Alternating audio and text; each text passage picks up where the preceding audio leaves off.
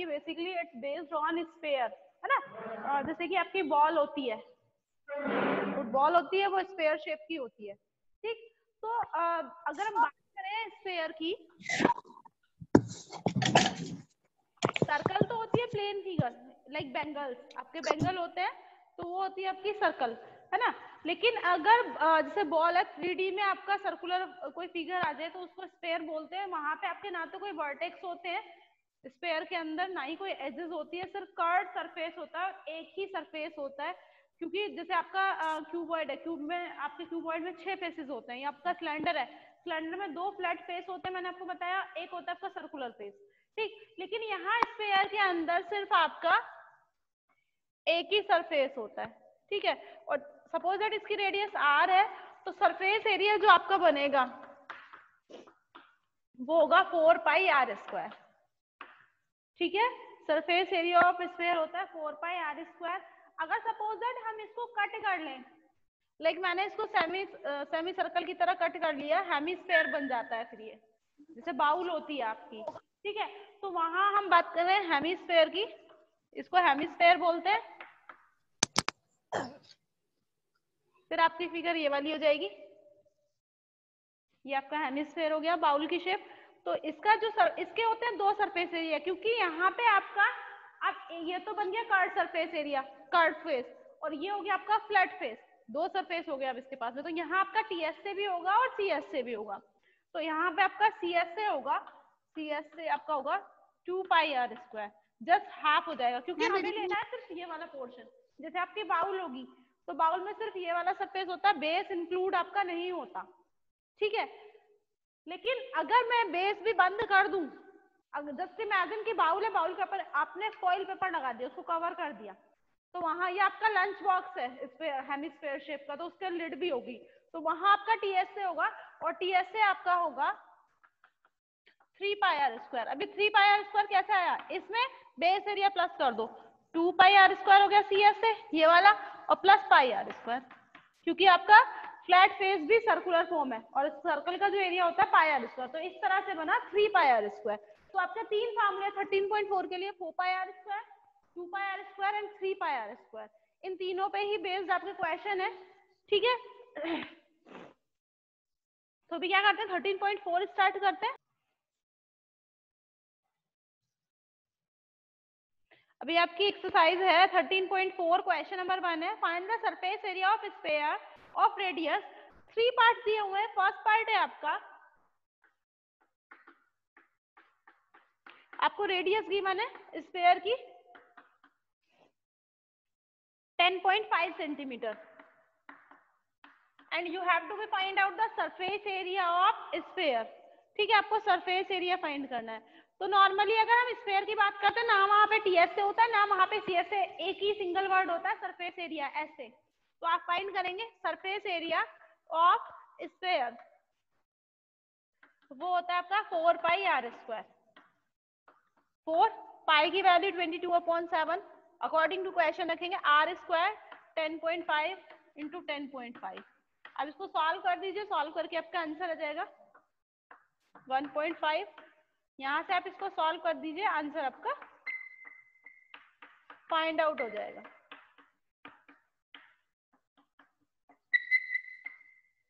ठीक है।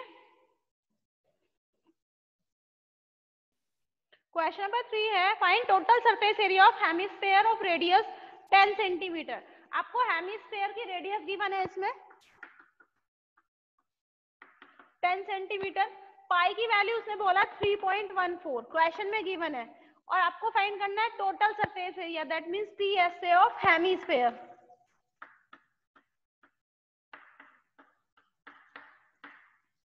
और टीएसए होता है हेमिस्फीयर का 3 pi r square, that means 3.14, 10 square आपका 100। तो जब आप मल्टीप्लाई करोगे कितना हुआ 42, और 3 3 9, डेसिमल आपका कैंसिल आउट हो जाएगा, तो ये हो गया 942 centimetre square. Question number 4, the radius of spherical balloon increase from 7 centimeter to 14 centimeter as air is being pumped into it. Find the ratio of surface area of balloon in two cases. Balloon है sphere shape का, उसकी radius 7 centimetre थी, जैसे उसके अंदर आपने pumping की, air fill की, उसकी रेडियस 14 सेंटीमीटर हो गई, इंक्रीज हो गई, 7 से 14 में कन्वर्ट होगी। तो आपको बताना दोनों पहले सरफेस एरिया और जब पंपिंग के बाद रेडियस चेंज हुई उसके सरफेस एरिया का रेशियो क्या होगा। ठीक है, तो बलून दोनों ही स्क्वायर शेप के रहेंगे, दैट मींस आपको यूज करना सरफेस एरिया का मतलब है 4 पाई आर स्क्वायर। ठीक, तो क्वेश्चन 4 में हम क्या करेंगे, इसमें दो रेडियस हम लेंगे, R1 आप ले लो 7 सेंटीमीटर और R2 हम ले लेंगे 14 सेंटीमीटर, क्योंकि रेडियस इंक्रीज हुई है। ठीक, तो यहां से हम सरफेस एरिया S1 फाइंड करेंगे 4 पाई R1 स्क्वायर। इसको फर्स्ट लेट कर लेंगे इक्वेशन को, ऐसे इससे आपका सरफेस एरिया S2 ले लेंगे 4 पाई R2 स्क्वायर। आपको फाइंड करना है दोनों का ratio, S1 ratio S2। Calculation करने की नीड नहीं होती, ध्यान रखिए जब भी आपने मेंसुरेशन में इस टाइप के रेशो फाइंड करने तो आप कैलकुलेशन मत कीजिए कि पहले इसको सॉल्व करो फिर इसको सॉल्व करो। आप डायरेक्ट फॉर्मूलेज में वैल्यू पुट कीजिए और वहां से कैंसिल आउट हो जाता है। S1 अपॉन S2 रेशो का मतलब होता है अपॉन में वैल्यू आनी। ठीक है, A1 रेशो A2 का मतलब या S1 रेशो S2 का मतलब क्या होगा, S1 अपॉन S2। तो S1 की वैल्यू हुई आपकी 4 पाई R1 स्क्वायर और इसकी वैल्यू हुई 4 पाई R2 स्क्वायर। 4 पाई से 4 पाई कैंसिल आउट हो गई। R1 स्क्वायर का मतलब हो गया आपका 7 मल्टीप्लाई 7 और इसका हो गया 14 मल्टीप्लाई 14। तो 7 1 जार 7 2 जार 7 1 जार 7 2 जार, तो 1/4 दैट मींस 1/4। या फिर आप बोल भी सकते हो 4/1, हो सकता है उसने सेकंड सरफेस एरिया को पहले पुट कर दिया, डजंट मैटर। ठीक है, तो आप रेशो। क्वेश्चन नंबर 5 में गिवन है a hemispherical bowl made from the brass has inner diameter 10.5 centimeter. Find the cost of tin plating it on inside at the rate ₹16 per 100 centimeter square. Bowl है ना, तो bowl का आपको inner surface area diameter दिया हुआ है कि like इस तरह से आपको बाउल दी हुई है। ठीक है, हेमिस्फेरिकल जिसका डायमीटर आपको गिवन है ये वाला 10.5, तो रेडियस हो जाएगी इसकी हाफ, जस्ट 10.5 अपॉन 2। इसके अंदर टिन की प्लेटिंग करनी है या पॉलिश करनी है, आप ऐसे सोच लीजिए। ठीक है, तो हम क्या फाइंड करेंगे, अगर बाउल के अंदर आपको सरफेस एरिया फाइंड करना है तो बाउल आपकी ओपन होगी, वहां पे टीएस से यूज नहीं होगा, तो आपको सीएस से फाइंड करना होगा 2 पाई आर स्क्वायर। तो जब आपका 2 पाई आर स्क्वायर फाइंड आउट हो जाएगा तो वहां आपको 100 सेंटीमीटर स्क्वायर की कॉस्ट दी हुई है ₹16। तो आपको चाहिए जितना एरिया आया उसकी कॉस्ट, देन आप उसको सॉल्व करके आंसर फाइंड आउट कर देंगे। ठीक है,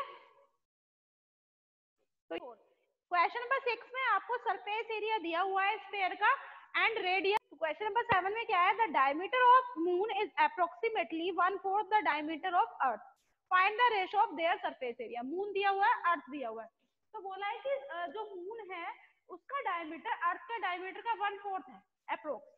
ठीक है, या से बोल दो कि अर्थ जो है वो 4 टाइम्स है उसका डायमीटर, तो आपको बताना है उनके सरफेस एरिया का रेशियो क्या होगा। ठीक है, तो यहाँ क्वेश्चन नंबर 7 में हम क्या करेंगे, जो आपका अर्थ है उसका सरफेस उसका जो डायमीटर है हम उसको x लेट कर लेते हैं। ठीक है, कि सपोज दैट इसका जो डायमीटर है अर्थ का, इसलिए बेस में मैंने ई लिख दिया, वो क्या है आपका x है। तो यहाँ से आपका मून का क्या हो जाएगा, इसका 1/4 दैट मीन्स x/4।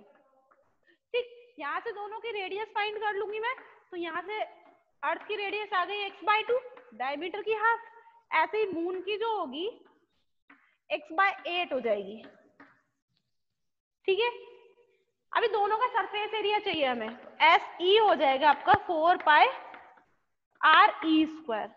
ठीक है, इसको फर्स्ट लेट कर लो, ऐसे ही SM मून का हो जाएगा 4 पाई RM स्क्वायर, इसको सेकंड लेट कर लो। दोनों का रेशो चाहिए हमें SE रेशो SM, ऐसा हो गया SE अपॉन SM, तो ये हो गया आपका 4 पाई RE स्क्वायर 4 पाई RM स्क्वायर, ये कैंसिल आउट हो गई। RE का मतलब हो गया x/2 स्क्वायर और ये हो गया आपका x/8 स्क्वायर, दैट मीन्स ये हो गया x² अपॉन 4 और ये हो जाएगा आपका x ये जस्ट अपोजिट हो जाएगा ना, जो 8 है वो ऊपर जाएगा मल्टीप्लाई में x2 के साथ हो जाएगा, तो ये जाएगा आपका 512। एक्स स्क्वायर से एक्स स्क्वायर कैंसिल आउट हो गई और ये हो गया। हाँ अच्छा कितना होगा सॉल्व होके ये बताओ फटाफट से मुझे, कितना आएगा सॉल्व होके?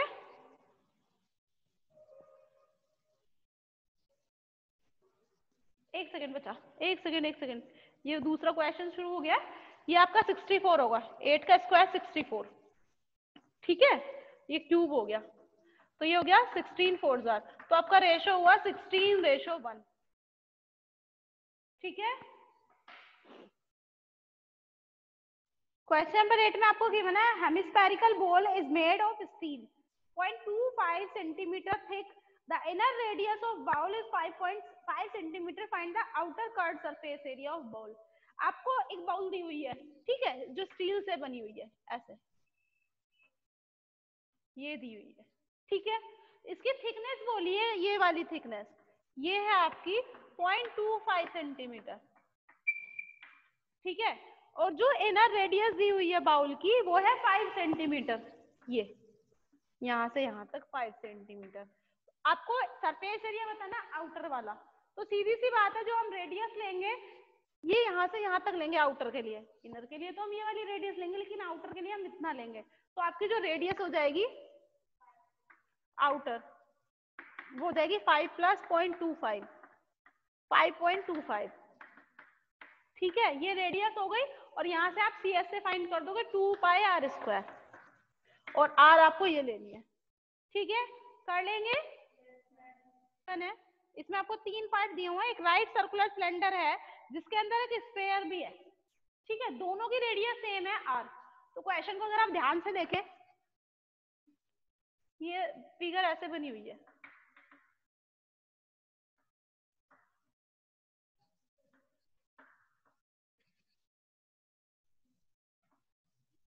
फिर टच हो रहा है,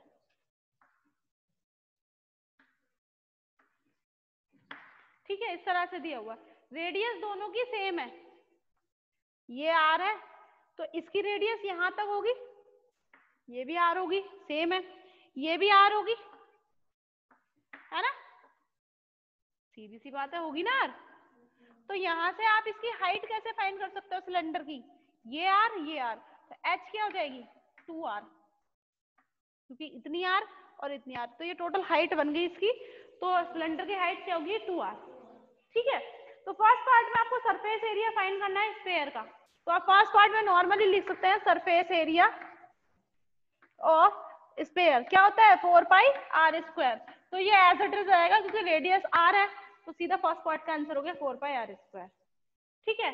सेकेंड पार्ट में अगर मैं इसको S1 लेट कर लूं, या सिलेंडर का लिख लो, स्फीयर है तो SS लिख लो, फिर है सरफेस एरिया, सेकेंड पार्ट में उसे बोला है surface curved surface area CS से ऑफ सिलेंडर, वो क्या होता है 2πrh, सेकेंड एक्सरसाइज में आप पढ़ चुके, ठीक, तो 2πr, h कितनी है इसकी 2r, तो ये भी हो गया 4πr², इसको मैं लेट कर रही हूँ surface area of cylinder. Third part में इन दोनों का रेशो फाइंड करना है, थर्ड पार्ट में बोला है ratio of areas obtain in first and second, that means SS ratio SC, तो क्या SS/SC 4πr² अपॉन 4πr², 1 जा, तो रेशो क्या हुआ 1:1, क्योंकि दोनों का सरफेस एरिया क्या है सेम है, ठीक है। तो ये आपकी एक्सरसाइज थी 9 क्वेश्चन।